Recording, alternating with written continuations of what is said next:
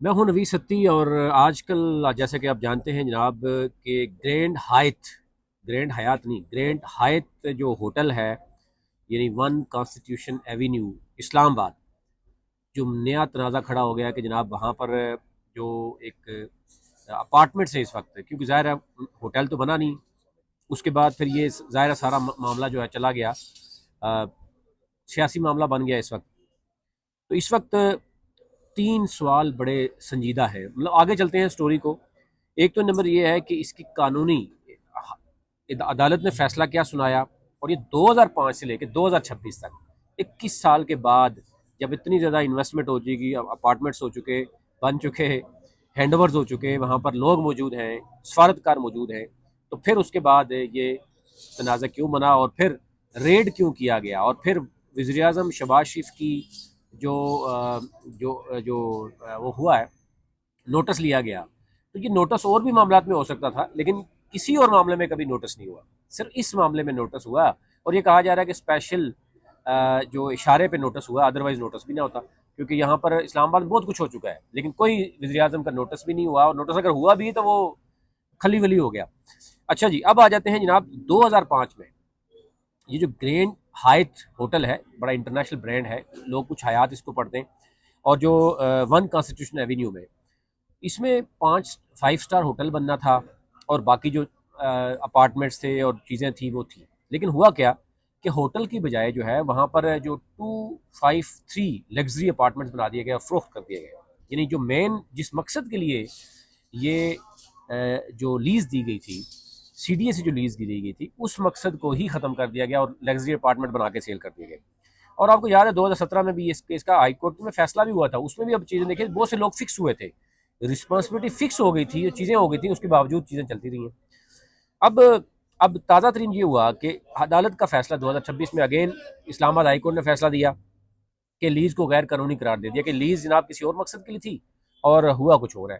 तो यूँ जो है वो इमारत को खाली कराने का हुक्म दे दिया गया। अब उसके बाद हमने देखा कि वज़ीर दाखिला ने जो रेड किया, ऑपरेशन शुरू करवा दिया, और फिर ऑपरेशन भी रुकवा दिया गया, और वज़ीर आज़म को नोटिस भी हो गया। अच्छा जी, हाई कोर्ट के फैसले के बाद अब ये फैसला किया गया जनाब, हाई कोर्ट के फैसले भी कहा या कैसे होते हैं आपको पता ही है, सुप्रीम कोर्ट के या आईनी अदालत के फैसले जैसे होते हैं वो आपको पता है। तो हाई कोर्ट के फैसले के बाद बात हुई कि जनाब खाली करवाया जाए, इवैक्यूएशन करवाई जाए, और कि ये गैर कानूनी कब्जा है, लीज़ की खिलाफ वर्जी हुई है, ये सरकारी ज़मीन है और इसका गलत इस्तेमाल हुआ है। अब कि जी रिट ऑफ स्टेट बनाएंगे, फलाना फलाना, ये सारी चीज़ें आती हैं। और अब हुकूमत का बयानिया ये है कि जनाब कि ताकतवर लोगों ने 20 साल कानूनी इसको जो है ना वो चैलेंज कर रखा था। अब एक्शन होगा, और बिल्कुल जनाब भरपूर एक्शन होगा। लेकिन इसीलिए रात को पुलिस भी गई, और रात को ही जो है वो वज़ीर आज़म का नोटिस अगले दिन हो गया, इमारत को घेर लिया गया, फिर सड़कें बंद की गई। आपको पता है ज़ाहिर है जब कॉन्स्टिट्यूशन एवेन्यू में ये काम है तो वहाँ पर चीज़ें होनी थी। फिर वज़ीर आज़म ने नोटिस ले लिया कि जनाब ये सूरत हाल है, अचानक रात को क्यों ऑपरेशन हुआ। अवामी रद्द-ए-अमल पूरा पाकिस्तान, बल्कि इंटरनेशनल मीडिया में भी इस पर खबरें उठना शुरू हो गई, और बड़े बड़े नाम, सियासतदान, ब्यूरोक्रेट्स, कौन कौन नाम है वो भी आपको बताते हैं। अच्छा, एक हाई लेवल कमेटी भी बन गई, क्योंकि बड़े लोग हैं इसलिए हाई लेवल कमेटी बन गई। अब इसमें कहा जा रहा है कि दोबारा से कमेटी बैठेगी, फैसला होगा, हतमी फैसला जब तक होगा, चीज़ें पेंडिंग है। अब आ जाते हैं जनाब, एक तो यह है कि इसमें मामला क्या है, लीज़ की खिलाफवर्जी क्या आई, अदालत का हुक्म क्या आया, और अब फिर रियासती जो इस वक्त बात हो रही है कि हुकूमत कह रही है जनाब रिट करनी है।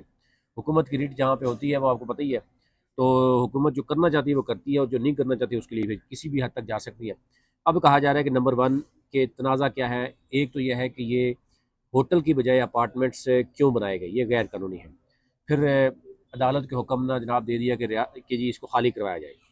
अब पीएम का नोटिस आ गया, कहा था अवामी सियासी दबाव है, मुतासरा अब खरीदार है, बड़े तगड़े खरीदार है। अब ये कहा जा रहा है कि जो बड़े नाम है मैं आपको बताता हूँ, इसमें जनाब सबसे अहम तरीन तो आप समझते ही हैं कि जनाब काशमला तारक साहिबा हैं, इमरान खान है, एतजाज़ अहसन है, बरजीस ताहिर मुस्लिम लीग नून के हैं, शंदाना गुलजार पीटीआई के हैं, नसरुल्लाह मलक है, सॉरी नासरुल मलक है। फिर इसी तरह जो है वो कुछ अहम शख्सियात हैं जो पॉलिटिशियन हैं, अहमद मुख्तार साहब हैं, शहजाद वसीम साहब हैं, जाम कमाल खान हैं। फिर इसी तरह जजेज़ में जो आला अहदेदाराना है उसमें इफ्तिखार चौधरी साहब हैं, इफ्तिखार हुसैन चौधरी, आपको पता है उस वक्त ये नया नया मामला शुरू हुआ, 2005 से शुरू हुआ, तो इनकी नज़रें भी थी। नासरुल मलिक साहब हैं, ये जज हैं। फिर ब्यूरोक्रेट्स में, टेक्नोक्रेट्स में लोग हैं, एहसान मानी साहब हैं, आपको पता है वो चेयरमैन उसके रहे।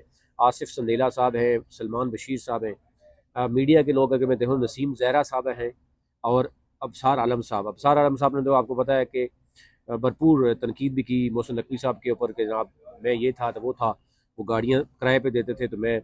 लेकिन अब ज़ाहिर है, कहा जा रहा है कि अब सारा आलम से पहले खामोश रहे, सारा कुछ इस्लामाबाद में बहुत कुछ हुआ, खामोश रहे, लेकिन अब क्योंकि उनका अपना अपार्टमेंट है यहाँ पर, तो वो फिर उनको ही बोलना पड़ा। तो अब यहाँ पर दो सी चीज़ें हैं। एक तो ये है कि ये कैसे हुआ, 2005 का मसला था, और ये 2005 में मुशर्रफ साहब की हुकूमत थी। उस वक्त जो ग्रुप था BNP ग्रुप, जो BNP ग्रुप है, प्रोजेक्ट यानी डिलीवर उसने करना था, लीज और कवानीन की उसने खिलाफ वर्जी कर दी। और उसमें उसने सियासतदान, जजेस, ब्यूरोक्रेट, बिजनेसमैन सबको, यानी कुछ को उसने सस्ते से अच्छा, अपार्टमेंट्स अगर देखें तो 16-17 से ज़्यादा नीचे अपार्टमेंट ऐसे हैं जो 70 लाख, 80 लाख, 90,000, 95 लाख, सॉरी लाखों में थे, 1 करोड़ से नीचे नीचे। उसके बाद फिर यानी यानी वन बेड का भी है, 2 बेड का भी है। 1 बेड का जो है, 2 बेड के अभी बहुत ज़्यादा रेट चले गए हैं ऊपर। अच्छा जी, अब आ जाता है जनाब कि इस होगा क्या। अब 3 मुमकिन तौर पर रास्ते बताए जा रहे हैं। एक तो यह है कि आपको पता है कि अदालत का फैसला है कि जनाब ये करना है। अब इसके बाद कमेटी बनेगी, कमेटी कहेगी अच्छा क्या करना है, क्या बिल्डिंग को तोड़ना है, या फिर ये कहा जाता है कि CDA के कंट्रोल में दे दें बिल्डिंग, और फिर उसके बाद अपार्टमेंट की मलकियत जो है वो उसको जो है वो CDA को दे दें। CDA फिर उसकी, आपको पता है कि पैसे वापस की क्लेम किए जाते हैं। अब खरीदार डेवलपर से पैसे क्लेम करेंगे, डेवलपर अब कहाँ से मिलेगा उनको, और यूं जो है काम मुश्किल हो जाता है। और मुतासरा खरीदार को क्या रिलीफ मिलता है, आपको पता ही है, 2-3 चीज़ें हैं। एक तो ये है कि रिफंड हो जाए, या दूसरा लीगलाइज कर दिया जाए कि जनाब कुछ जुर्माने लगाओ और इसको लीगलाइज कर दो, इस बिल्डिंग को बने रहने दो, और हुकूमत के भी पैसा